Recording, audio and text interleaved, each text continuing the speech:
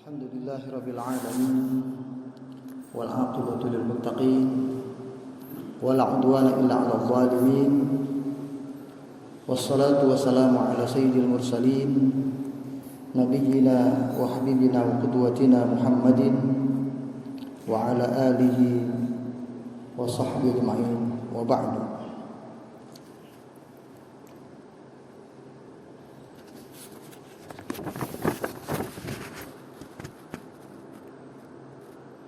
Faqala subhanahu wa ta'ala fi muhkami tanzilih a'udzu billahi minasy syaithanir rajim wa in yamsaska Allahu bidhurrin fala kashifa lahu illa huwa wa in yuridka bi khairin fala radda li fadlihi yusibu bihi man yasha' min 'ibadihi wa huwal ghafurur rahim. Allah berfirman dalam surat Hud, dalam surat Yunus, surat yang ke-10 ayat 107.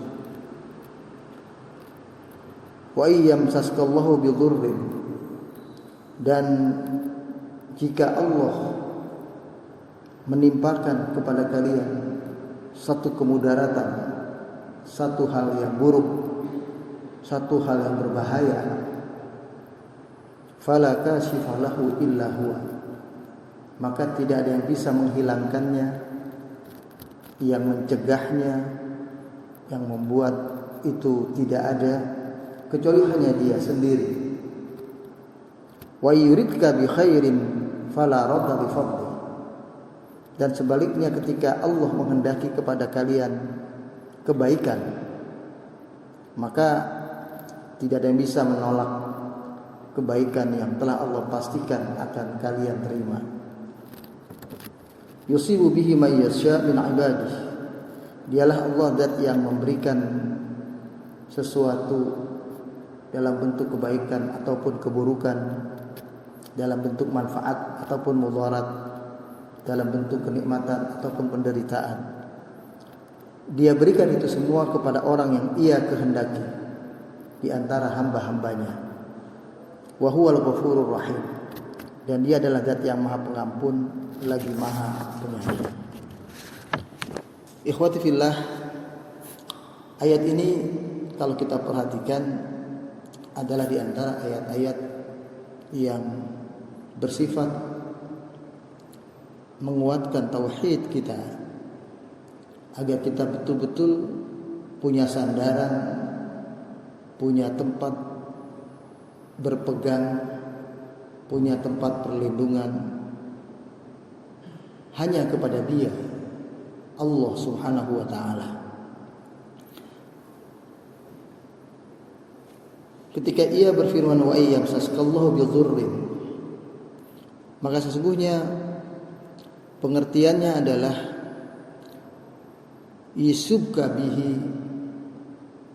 minal khair, menimpa kepada kita atau kita menerima sesuatu yang bersifat kebaikan, sesuatu yang bersifat hal yang bermanfaat, sesuatu yang bersifat hal yang positif. Tapi ketika Allah menjelaskan dengan kalimat wa iyyamsaskallahu bidhurrin, maka yang dimaksud adalah mudarat, penderitaan. Jadi pada dasarnya Allah memberikan kepada kita hamba-hambanya satu kebaikan. Tapi ketika dijelaskan dengan kalimat seperti yang di dalam ayat ini, maka jika Allah menghendaki memberikan kepada engkau, sebetulnya ayat ini mukhatabnya adalah Nabi kita Muhammad sallallahu alaihi wasallam. Wa yamsaskallah wa in yamsaska ya Muhammad anta Allahu bidhurrin, ketika Allah memberikan kepada engkau wahai Muhammad satu hal yang mudarat, fala kashifalah. Imam Al-Qurtubi mengatakan la dafi'a lahu illa huwa, tidak ada yang bisa menolak, tidak ada yang bisa mencegah Jadi kalau sudah Allah katakan orang ini jatuh, orang ini luka, orang ini tertangkap, orang ini terbuka aibnya, orang ini merasakan kesusahan, orang ini kena penyakit, orang ini menderita, maka tidak ada yang bisa menghilangkan itu semua atau mencegah itu terjadi pada diri orang itu kecuali Allah.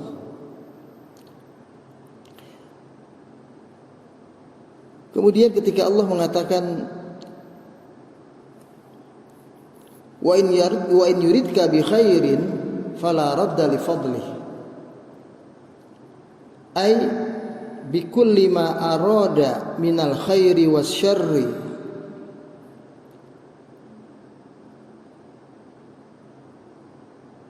ketika Allah menghendaki sebaliknya kebaikan kepada kita semua, maka tidak ada yang bisa menolak fadlullah, karunia Allah, kebaikan yang sudah Allah pastikan diperoleh oleh kita atau oleh kita semua ini.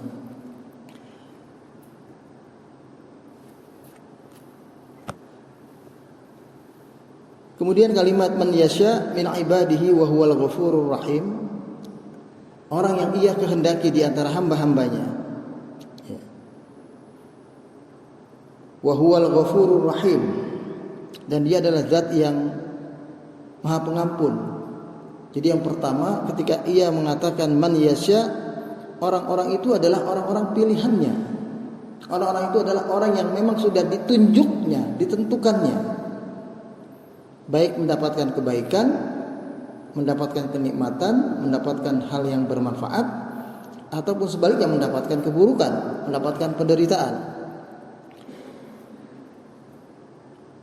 Ketika mereka semua memperolehnya itu mungkin dengan kekurangan, dengan jalan maksiat, dengan kefasikan, Allah menutup dengan kalimat wa huwal ghafurur rahim. Dia adalah zat yang maha pengampun li dunubi ibadihi wa khatayahum, terhadap segala kesalahan-kesalahan dan dosa-dosa hamba-hambanya. Allah adalah zat yang maha memberikan ampunan. Ini sebagai sebuah harapan ya, kepada kita bahwasanya Allah Subhanahu wa taala meyakinkan kita meskipun terlanjur kalian salah faham sehingga berakibat dosa terhadap keyakinan soal manfaat dan derita, manfaat dan mudarat itu adalah apa yang telah Allah tentukan kepada setiap hamba-hambanya. Ketika kalian menyangka wah ini adalah akibat dari pilihan perbuatannya sendiri misalnya, maka ketika itu terjadi Allah katakan dia adalah zat yang maha penerima ampunan dari hamba-hambanya. Ayat ini sebetulnya tidak berdiri sendiri. Kalau kita lihat hubungan dengan ayat sebelumnya, di dalam ayat yang ke-104 Allah mengatakan qul ya ayyuhan nas in kuntum fi syakkin min dini fala a'budu alladhi ta'buduna min dunillah walakin a'budullaha alladhi yatawaffakum. Katakanlah wahai Muhammad kepada umatmu, kepada bangsamu, kepada kaum Quraisy waktu itu di Mekah, maka Nabi sampaikan kepada mereka, ya ayyuhan nas, wahai sekalian manusia, in kuntum fi syakkin min dini, kalau kalian masih dalam syak wasangka, masih dalam keraguan-raguan terhadap agama ini, agamaku ini, agama tauhid yang aku bawa ini, agama Islam yang aku bawa sebagai agama yang menyempurnakan dari agama-agama nenek moyangmu, dari Nabi Adam, Nabi Nuh, Nabi Ibrahim sampai kepada dirinya itu, maka Nabi memantapkan keyakinannya di hadapan kaum kufar Quraisy itu, fala a'budul ladzi ta'buduna min dunillah, pokoknya aku sampai kapanpun tidak akan menyembah, tidak akan beribadah apa yang selama ini kalian ibadahi, menyembah patung Lata, Uzza, Manat. Aku tidak akan pernah melakukan penghambaan semacam itu kepada mereka. Itu yang disampaikan oleh Rasulullah di hadapan umatnya, ya.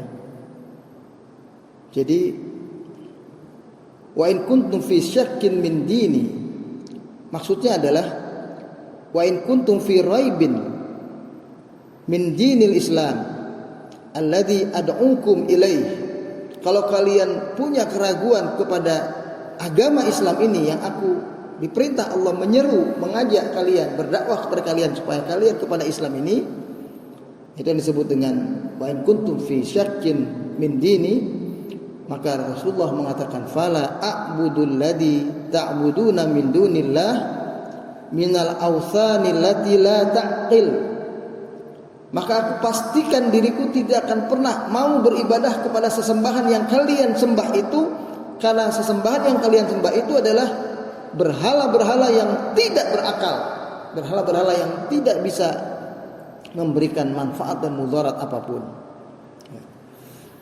Walakin a'budullaha alladzi yatawaffakum. Nabi tegaskan di sini, akan tetapi yang aku sembah, aku hanya sujud, hanya beribadah kepada zat yang mewafatkan kalian. Jadi dalam dialog ini Nabi menyampaikannya dengan mukhatab yang membuat orang jadi ada rasa disentuh. Dalam konteks dirinya, dia katakan kalimat aku, sekali-kali aku, walaupun sendiri, aku hanya tetap ingin beribadah kepada Allah saja. Tapi ketika berbicara kepada kaumnya, beliau tidak membahasakannya kepada kaumnya itu dalam satu kelompok saja. Dia sampaikan kepada kalian semua, aku tidak akan pernah beribadah kecuali kepada Allah yang mewafatkan kalian semua tanpa kecuali, baik kalian yang telah beriman kepada agama Islam yang aku bawa ini, maupun kalian yang belum beriman kepada agama Islam ini. Jadi Rasulullah mengembalikan Tuhannya itu adalah Tuhan semua, Tuhan yang mewafatkan semua. Sedangkan ketika dia mengatakan dirinya menghamba kepada Allah saja, itu dengan kalimat dirinya saja. Lalu ditegaskan pula dalam ayat itu pula, wa umirtu an akuna minal mu'minin, karena sebab aku memang diperintah oleh Allah maksudnya, agar aku adalah orang yang benar-benar termasuk di antara orang-orang mukmin. Ya. Mukmin di sini artinya al-musaddiqin bi ayati rabbihim. Aku benar-benar orang yang membenarkan ayat-ayatnya yang turun kepada mereka semua. Dia bukan hanya turun kepada beliau, tapi turun untuk umat atau untuk semua yang ada di hadapan beliau dari kaum kufar Quraisy pada waktu itu. Lalu kemudian di ayat yang ke-105-nya Allah mengatakan wa in aqim wajhaka lid-dini hanifa. An di sini adalah an ataf. An yang merupakan kalimat sambungan, ya, untuk bersifat penegasan. Jadi ataf ini untuk sambungan yang menguatkan. Ya. Seolah-olah ada kata-kata yang mahdzuf, an akuna. Ya.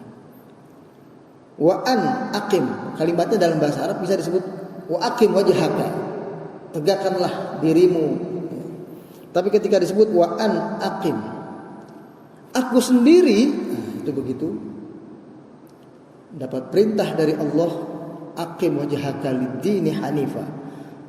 Tegakkan dirimu, ya, wajhaka itu maksudnya bukan hanya wajah saja, tapi wajhaka itu adalah dari ujung rambut sampai ujung kaki. Tegakkan dirimu, ya, lid-dini hanifa, kepada agama Islam yang lurus ini. Wala takunanna minal musyrikin.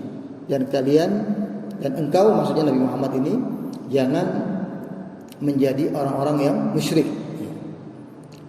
Wa qala Ibnu Abbas rahimahullah, Ibnu Abbas mengatakan begini, amaluka, pengertian wajhaka di sini adalah amalmu. Tegakkan semua aktivitas amal perbuatanmu hanya untuk kepentingan agama ini yang lurus. Atau dalam bahasa lain dikatakan istaqim bi iqbalika ala ma umirta bihi minad din.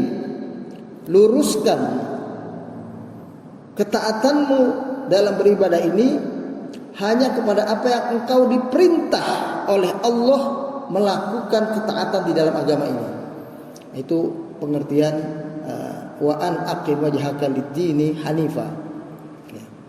Hanifa juga berarti qawima, itu yang lurus. Tegakkan agama ini yang lurus, berusaha istiqomah, tidak ke kiri, tidak ke kanan, berusahanya demikian. Kalau terjatuh, itu namanya orang berbuat kesalahan dan dosa. Nanti Allah adalah zat yang maha pengampun lagi maha penyayang, ya. Tapi bukan disengaja, ya. Dia mau berangkat umroh besok, mau berangkat haji besok, atau mau masuk Ramadan besok, dia sengaja berbuat maksiat karena meyakini nanti di bulan Ramadan minta ampun kepada Allah. Nanti pulang, nanti saat umroh, saat haji minta ampun kepada Allah, bukan. Tapi tergelincir itu namanya terjatuh ke dalam sebuah perbuatan maksiat dan dosa tanpa diniatkan sebelumnya. Nah, ketika itu terjadi, maka Allah adalah zat yang maha pengampun lagi maha penyayang. Maka ketika dia masuk bulan Ramadan minta ampun, Allah akan ampuni. Maka ketika dia pergi umrah atau haji, maka Allah akan memberikan ampunan kepada dia. Karena dia tergelincir, bukan berpikir dengan niat dari awal dia besok akan umrah haji misalnya, lalu dia sengaja berbuat maksiat karena meyakini akan diampuni. Lalu akhirnya berpikir besok setelah pulang haji dan umrah, orang yang semacam ini tentu akan kembali berbuat maksiat lagi, wal iyadzu billah. Maka dari itu tegakkan di sini qawiman bihi ma'ilan an kulli dinin. Tegak lurus dalam taat agama ini, tidak ada sedikit pun berpikir untuk taat kepada ajaran yang lain. Jadi ma'ilan an kulli dinin, enggak berpikir untuk mau coba mencong ya ke keyakinan agama yang lain. Qala Hamzah bin Abdul Muttalib radhiyallahu anhu. Ayat ini sempat dikomentari oleh Hamzah. Pengertian beliau adalah hamidtallaha hina hada fuadi minal isyraq lid-dinil hanif. Ya. Hendaklah kalian tetap dalam kondisi memuji Allah Tuhanmu yang telah memberikan hidayah kepada dirimu untuk memilih Islam ini sebagai keyakinan agamamu. Kalian berlepas diri dari segala macam bentuk kemusyrikan apapun yang membuat kalian tidak istiqomah di dalam ketaatan agama ini. Itu kata beliau. Ya.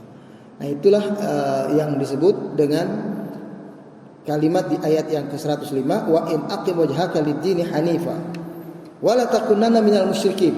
Jangan kalian sekali-kali menjadi seperti orang-orang kaum kufar musyrikin Mekah itu lagi. Lalu kemudian di ayat 106-nya, wala tad'u min dunillah ma la yanfa'uka wa la yadhurruk. Dan hendaklah kalian hanya beribadah, hanya memohon, hanya bergantung kepada zat wala tad'u, dan janganlah kalian beribadah ya, memohon selain kepada Allah, ma la yanfa'uka, zat yang selain kepada Allah itu pasti adalah zat yang tidak mampu memberikan manfaat kepadamu, wala yadhurruka, dan tidak dapat menolak bahaya atau mudarat yang menimpamu. Fa in fa'alta fa innaka idzan minadh dhalimin. Kalau engkau wahai Muhammad melakukan itu, sesekali mau beribadah kepada ajaran orang-orang kafir Quraisy itu, maka engkau dipastikan termasuk orang yang zalim dalam beribadah. Zalim itu yang paling besar adalah kemusyrikan. Ya. Fa inna syirka la dzulmun adzim. Sesungguhnya syirik itu adalah kezaliman yang paling besar. Nah, barulah ketika 3 ayat sebelumnya ini turun, kalimat yang kita baca di awal tadi, itu Allah katakan wa iyyamsaskallahu bidhurrin fala kashifa lahu illa huwa. Pokoknya kalian hendaklah memahami dengan betul-betul ya, penuh keyakinan bahwa seandainya Allah menimpakan kepada kalian kemudaratan, maka tidak ada seorang pun yang bisa menghindarkan kalian dari merasakan kemudaratan itu. Wa in yuridka bi khairin fala radda li fadlih. Dan jika Allah menghendaki kepada kalian suatu kebaikan, maka tidak ada yang bisa menolak kebaikan yang sudah Allah pastikan kita akan mengalaminya. Yusibu bihi may yasha, dialah Allah yang telah memang selalu menimpakan hal-hal semacam ini kepada hamba-hambanya semuanya. Di antara kita hamba-hambanya, dia yang tentukan, dia yang pilih siapa-siapanya. Wa huwal ghafurur rahim, dan dialah adalah zat yang maha pengampun lagi maha penyayang. Ikhwati fillah, dalam konteks melihat ayat ini, intinya adalah kita melihat bahwa sebagai orang yang beriman, pemikiran kita ini yang tentu adalah keyakinan kita selama ini, itu harus ditumbuh kembangkan semakin kuat bahwa apapun yang terjadi dalam kehidupan ini, katakanlah termasuk kondisi sosial yang sedang dihadapi oleh kita kaum muslimin sekarang ini, kita dalam kondisi yang tidak memuaskan dari segala bidang, banyak hal yang memprihatinkan kita rasakan dalam kehidupan sosial ini, baik konteksnya dalam kondisi kehidupan kita yang terkait dengan masalah politik, masalah kekuasaan, maupun dalam konteks kita melihat kondisi sosial bangsa atau rakyat kita ini yang boleh kita katakan semakin seolah-olah berpikirnya adalah hanya seperti kaum hedonis yang berpikir hanya untuk kepentingan materi semata. Maka ketika itu terjadi dan kita orang yang senantiasa ibadah di masjid, orang yang senantiasa baca Al-Quran, orang yang senantiasa baca kajian-kajian keagamaan, dialog dengan para ulama, inginnya sesuatu yang ideal, ingin sesuatu yang seperti yang kita yakini ini berjalan di atas petunjuk Al-Quran dan Al-Hadis ini, maka ayat semacam ini menjadi air di tengah dahaga, di tengah kehausan kita semacam itu. Jadi sebetulnya ayat ini untuk menenangkan diri kita ini supaya kembalikanlah semuanya kepada Allah. Toh kita tidak diminta oleh Allah untuk merubah ini dengan kekuatan yang ada pada diri kita itu untuk menjadikan itu menjadi berubah semuanya sesegera mungkin. Tidak. Nabi hanya diperintahkan oleh Allah, sampaikan keyakinanmu seperti itu dan tidak berubah, dan yakinkan kepada mereka bahwa engkau tidak akan ikut kepada cara beribadah yang dilakukan oleh orang-orang lain itu. Konteksnya adalah kalau dalam kehidupan kita sosial sekarang ini adalah kita tetap insya Allah istiqomah, tetap konsisten di tengah-tengah suasana yang semacam ini, tetap kita berpikir bahwasanya apa yang kita kerjakan ini dapat poin dari Allah, dapat konten positif dari Allah, dapat pahala kita ini. Jadi jangan sampai justru kita yang berubah. Ya sholat nggak sholat ternyata orang itu dapat juga. Kita berusaha untuk menegakkan agama ini, ikut organisasi, ikut membela keberpihakan kepada kebenaran, ternyata akhirnya ujungnya orang yang kayak gitu begitu juga lagi nantinya misalnya. Banyak hal yang mungkin kita berpikir mengecewakan. Maka kita kembalikan ketika kita baca ayat-ayat macam ini, ayat ini adalah menguatkan keyakinan kita. Kembalikan kepada Allah. Ya. Seperti dalam sebuah hadis dikatakan, "Idza aradallahu biqaumin su'an fala maraddalah." Kalau Allah menghendaki satu keburukan pada suatu kaum, enggak ada yang bisa menolaknya. Makanya dalam sebuah hadis itu disebutkan, wala in ijtama'an nasu ala an yanfa'uka bi syai'in ma yanfa'uka bi syai'in illa ma qad katabahu Allahu laka. Seandainya manusia ini semuanya berkumpul, semuanya punya niat, semuanya punya keinginan memberikan kebaikan kepada kita semua, maka kebaikan itu tidak akan terjadi kecuali memang sesuatu yang telah Allah tetapkan, kita akan mengalami kebaikan itu. Jadi yakinnya itu adalah kalau itu dapat kebaikan pun itu adalah dari Allah. Sebaliknya, wa in jitama'u, seandainya mereka semua berkumpul ala an yadurruka bi syai'in, berniat, bermaksud, berkeinginan untuk memberikan bahaya kepada dirimu, mungkin akan membunuhmu, mungkin akan memberikan kamu menderita, akan membuat kamu susah, maka dalam hadis itu disebutkan fala yadurruka bi syai'in illa ma qad katabahu Allahu alaik. Maka itu pun tidak akan terjadi mudarat itu kecuali dengan apa yang telah Allah tetapkan. Mudarat itu memang pasti akan kita alami atau pasti akan menimpa kita. Maka dari itu dalam Islam itu ada hadis Nabi yang mengatakan yang penting kita adalah menimbulkan dalam diri kita itu, kalau secara akidah keyakinan kita ini adalah kembalinya kepada Allah, semuanya kita kembali kepada Allah. Dalam bentuk amalan, aktivitas kita sehari-hari adalah la dharar wa la dirar. Itu kata Nabi. Jangan kita melakukan sesuatu yang menimbulkan bahaya pada diri kita, dan jangan melakukan sesuatu yang bisa berbahaya pada orang lain. La dharar wa la dirar. Jadi istilahnya jangan sampai melakukan sesuatu yang akan mengakibatkan kita sendiri yang jatuh, dan jangan melakukan sesuatu yang kalau itu akan bisa membuat orang lain juga jatuh, ya. Jadi oleh para ulama kalimat ad-dharar ini memang diartikan bahaya, ya. Jadi hadis itu seolah-olah mengatakan la dharar wa la dirar, tidak ada bahaya. Ada tidak boleh muncul bahaya itu kalau kita yang menyengaja timbul.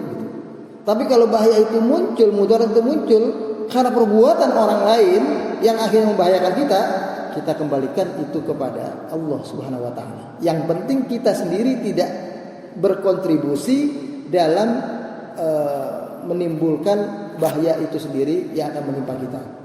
Dan sebaliknya, kita tidak melakukan sesuatu yang bisa menimbulkan bahaya pula kepada orang lain. Itu prinsip dalam keyakinan agama kita.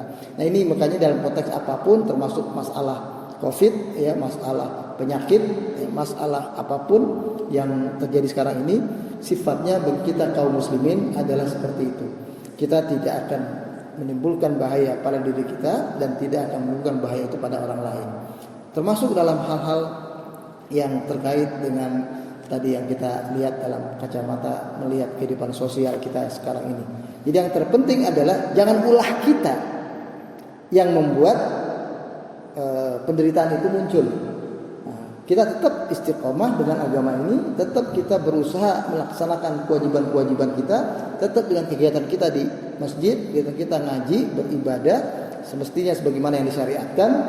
Selebihnya kita serahkan semuanya kepada Allah Subhanahu wa taala.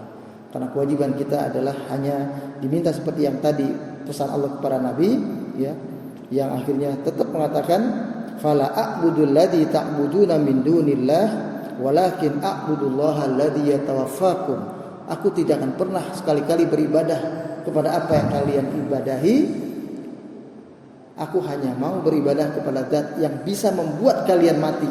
Jadi dibahasakan, kami kalaupun mati dalam kondisi beribadah kepada Allah.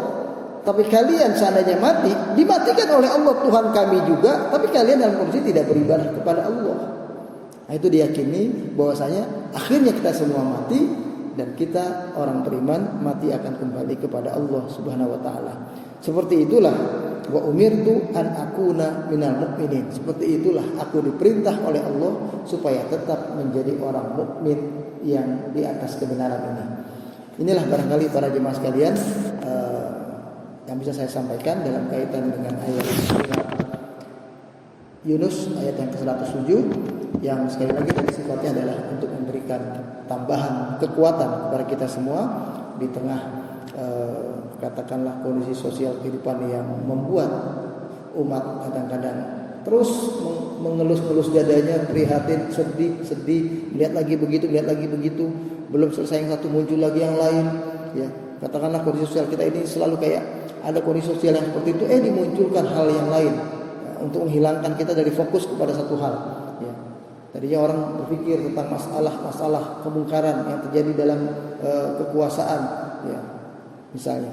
Lalu muncul ada orang yang punya pandangan-pandangan, ya, bicara soal sholat 5 waktu misalnya nggak ada di dalam Al-Quran, bicara sesuatu tentang kaidah agama ini hanya melihat sisi bahasanya saja, sehingga membuat umat yang katakanlah tidak faham dengan baik petunjuk Al-Quran ini, maka akhirnya bisa terkagum-kagum karena melihat orang itu mampu menyampaikannya dengan bahasa yang bernilai sastra, yang bernilai kata demi kata di dalam agama itu secara katakanlah hanya sebetulnya nuansanya nuansa kemampuan dia dalam memahami satu kalimat di dalam bahasa Arab. Inilah barangkali para jemaah sekalian, kurang-kurangnya saya mohon maaf. Aqulu qauli hadza wa astaghfirullah li wa lakum wallahu waliyut taufiq. Wassalamualaikum warahmatullahi wabarakatuh.